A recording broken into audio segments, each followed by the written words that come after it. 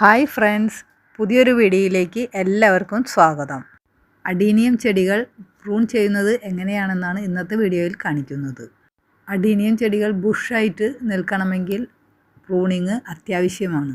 ഇതുപോലെ നന്നായിട്ട് ബുഷായി പൂവുണ്ടാകുന്നത് കാണാനാണ് അഡീനിയം ചെടികൾക്ക് കൂടുതൽ ഭംഗി. അഡീനിയം ചെടികൾ പ്രൂൺ ചെയ്യുമ്പോൾ കുറച്ച് കാര്യങ്ങൾ ശ്രദ്ധിക്കേണ്ടതുണ്ട്. അതെങ്ങനെയാണെന്ന് ഞാൻ പറഞ്ഞു തരാം. പ്രൂണിങ്ങിനായിട്ട് ഞാനിവിടെ ഉപയോഗിക്കുന്നത് പുതിയ ബ്ലേഡാണ്. കത്തിയാണ് ഉപയോഗിക്കുന്നതെങ്കിൽ നല്ല മൂർച്ചയുള്ള കത്തിയായിരിക്കണം. അത് അണുവിമുക്തമാക്കിയതായിരിക്കണം. സാനിറ്റൈസോ ഡെറ്റോളോ എന്തെങ്കിലും ഇട്ട് തുടച്ച് വൃത്തിയാക്കിയതായിരിക്കണം. നല്ല മൂർച്ചയുള്ളതാവാൻ മറക്കരുത്. അപ്പോൾ ഈ ബ്ലേഡ് ഉപയോഗിച്ച് എങ്ങനെ കട്ട് ചെയ്യാമെന്ന് നോക്കാം. ഇതുപോലെ നീളത്തിലുള്ള കമ്പുകളാണ് ഇന്ന് കട്ട് ചെയ്യുന്നത്. ഓരോ കമ്പിൽ നിന്നും 1.5 ഇഞ്ചോ 2 ഇഞ്ചോ നീളത്തിൽ നമുക്ക് നിർത്തിയാൽ മതി. ബാക്കി കട്ട് ചെയ്ത് കളയാം. കട്ട് ചെയ്യുമ്പോൾ എല്ലാ ബ്രാഞ്ചുകളും കട്ട് ചെയ്തിരിക്കണം. എല്ലാം ഒരു 1.5 ഇഞ്ച് നീളം മാക്സിമം ആവശ്യമുള്ളൂ. ഇതുപോലെ ഹാർഡ് പ്രൂണിങ് ചെയ്താലാണ് ചെടി ആദ്യ ബ്രാഞ്ചസ് വരുമ്പോൾ ബുഷായിട്ട് നിൽക്കുകയുള്ളൂ. 1.5 ഇഞ്ചോ 2 ഇഞ്ചോ നീളത്തിൽ നമ്മൾ കട്ട് ചെയ്താലോ അതിൽ 3-4 ലീഫ് നോഡ് ഉണ്ടായിരിക്കും. ഈ ഓരോ ലീഫ് നോഡിൽ നിന്ന് ആയിരിക്കും പുതിയ ബ്രാഞ്ചസ് വരുന്നത്. അപ്പോൾ നിങ്ങൾ വിചാരിക്കും ഇപ്പോൾ കുറച്ച് നീളത്തിൽ കട്ട് ചെയ്ത് കഴിഞ്ഞാൽ കുറേ ബ്രാഞ്ചസ് വരുമല്ലോ എന്ന്. പക്ഷേ അങ്ങനെ വരില്ല കേട്ടോ. 2-3 കമ്പൊക്കെ വരുള്ളൂ. അതുകൊണ്ട് ഇതുപോലെ ഹാർഡ് പ്രൂണിങ് ചെയ്യുന്നത് തന്നെയാണ് നല്ലത്. അപ്പോൾ നമുക്ക് ഇതിൻ്റെ എല്ലാ കമ്പുകളും മുറിച്ച് മാറ്റാം. പിന്നെ ഒരു കാര്യം ശ്രദ്ധിക്കേണ്ടത്, പ്രൂൺ ചെയ്യുമ്പോൾ നല്ല വെയിലുള്ള സമയത്ത് മാത്രമേ പ്രൂൺ ചെയ്യാവൂ. മഴക്കാലത്തൊന്നും പ്രൂൺ ചെയ്യാൻ പാടില്ല. മഞ്ഞുകാലത്തും ചെയ്യാൻ പാടില്ല. ഇപ്പോൾ പ്രൂൺ ചെയ്യാൻ നല്ല പറ്റിയ സമയമാണ്. മഞ്ഞും കഴിഞ്ഞു, മഴയും കഴിഞ്ഞു. ഇപ്പോൾ നല്ല വെയിലുള്ള സമയമാണ്. പിന്നെ കാലത്തെ നേരം പ്രൂൺ ചെയ്യുന്നതാണ് കൂടുതൽ നല്ലത്.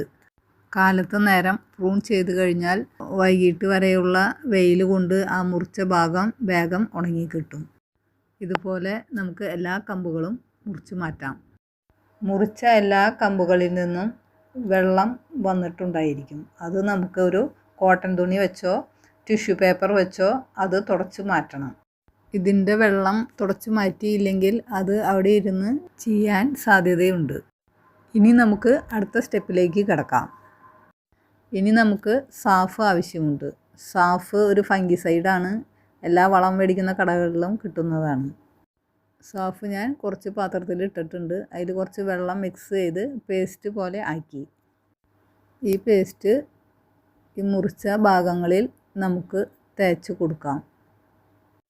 പ്രൂൺ ചെയ്ത ഭാഗങ്ങളിൽ ഫംഗൽ ഇൻഫെക്ഷൻ വരാതിരിക്കാനാണ് ഇങ്ങനെ ചെയ്യുന്നത്. പ്രൂൺ ചെയ്ത എല്ലാ കമ്പുകളിലും ഇതുപോലെ തേച്ച് കൊടുക്കാം. ഇതുപോലെ എല്ലാ ചെടികളും ഞാൻ കട്ട് ചെയ്യുന്നുണ്ട്.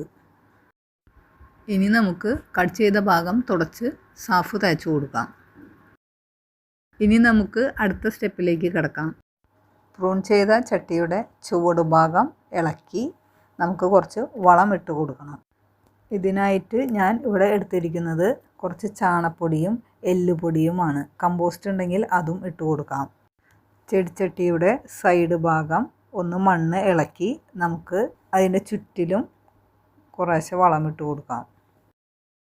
കത്തികൊണ്ട് ഇളക്കുമ്പോൾ ചൂട് ഭാഗത്തെ കോഡക്സ് മുറിയാതെ സൂക്ഷിച്ച് വേണം മണ്ണ് ഇളക്കി കൊടുക്കാൻ. ചുവട് ഇളക്കിയതിന് ശേഷം നമുക്ക് വളം സൈഡിലായിട്ട് ഇട്ട് കൊടുക്കാം. പ്രൂൺ ചെയ്തതിന് ശേഷം ഇതുപോലെ വളം ഇട്ട് കൊടുത്തു കഴിഞ്ഞാൽ പെട്ടെന്ന് പൊടിപ്പുകൾ വരും. വളം ഇട്ടതിന് ശേഷം മണ്ണ് ഒന്നും കൂടി വളമായിട്ട് മിക്സ് ചെയ്ത് കൊടുക്കുക. അതിന് ശേഷം ചെടി നന്നായിട്ട് നനച്ച് കൊടുക്കണം. നനയ്ക്കുമ്പോൾ ഒരു കാര്യം പ്രത്യേകം ശ്രദ്ധിക്കണം. ചെടിയുടെ ചുവട് ഭാഗത്ത് മാത്രമായിരിക്കണം വെള്ളം ഒഴിക്കേണ്ടത്. ചെടിയുടെ മുറിച്ച ഭാഗങ്ങളിൽ വെള്ളം വീഴാതിരിക്കാൻ പ്രത്യേകം ശ്രദ്ധിക്കണം. മുറിച്ച ഭാഗങ്ങളിൽ വെള്ളം വീണാൽ അത് ചീഞ്ഞു പോകാൻ സാധ്യത കൂടുതലാണ്. ഇനി ഈ ചെടിയുടെ ചുവട്ടിൽ 5 ദിവസം അടുപ്പിച്ച് വെള്ളം ഒഴിച്ച് കൊടുക്കേണ്ടതാണ്. വളം കൊടുത്ത കാരണം കൊണ്ടാണ് 5 ദിവസം അടുപ്പിച്ച് വെള്ളം ഒഴിക്കാൻ പറഞ്ഞത്. അത് കഴിഞ്ഞാൽ ഒന്നടവിട്ട് കൊടുത്താലും മതി. ഇനി ലാസ്റ്റ് സ്റ്റെപ്പിലേക്ക് കിടക്കാം. നല്ല വെയിലുള്ള ഭാഗത്തേക്ക് ചെടിയെ മാറ്റി വയ്ക്കണം. കാലത്ത് തൊട്ട് വൈകുന്നേരം വരെ വെയിലുള്ള സ്ഥലത്താണ് ഞാനിവിടെ വച്ചിരിക്കുന്നത്. ഇതുപോലെ നല്ല വെയിലുള്ള ഭാഗത്ത് വച്ചാലാണ് ഇതുമേ പൊടിപ്പുകൾ വേഗം വരികയുള്ളൂ. ഇതുപോലെ ചെയ്താൽ ഒരാഴ്ച കഴിയുമ്പോഴേക്കും പൊടിപ്പുകൾ വന്നു തുടങ്ങും. ഞാൻ ഈ രീതിയിലാണ് പ്രൂണിങ് ചെയ്യാറുള്ളത്. ഇതുപോലെ ബുഷായിട്ട് പൂവുണ്ടാകണമെങ്കിൽ ഇതുപോലെ പ്രൂൺ ചെയ്ത് നോക്കിയാൽ മതി. അപ്പോൾ ഇന്നത്തെ വീഡിയോ ഇത്രേ ഉള്ളൂ. വീഡിയോ ഇഷ്ടമായാൽ ലൈക്ക് ചെയ്യുക, സബ്സ്ക്രൈബ് ചെയ്യുക, കമൻറ്റ് ചെയ്യുക. അപ്പോൾ അടുത്തൊരു വീഡിയോ ആയി വരുന്നത് വരെ ബായ്.